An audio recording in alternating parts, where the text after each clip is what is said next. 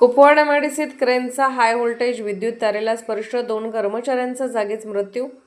Kupwad MIDC परिसरातील Menon piston चौकात मध्यरात्री क्रेनचा हाय व्होल्टेज विद्युत वाहिनीला स्पर्श झाल्याने 2 कर्मचाऱ्यांचा जागीच मृत्यू झाल्याची दुर्दैवी घटना घडली आहे. या घटनेने औद्योगिक परिसरात खळबळ उडाली आहे.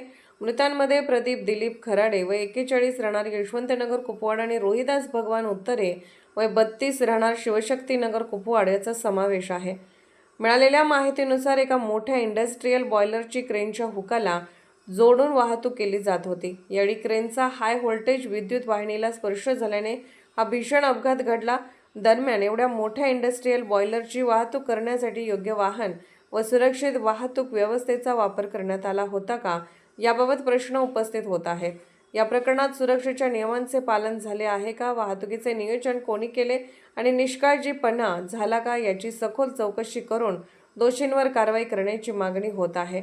औद्योगिक परिसरात अशा प्रकारच्या घटना टाळण्यासाठी सुरक्षा नियमांची काटेकोर अंमलबजावणी करण्याची गरज अधोरेखित झाली आहे.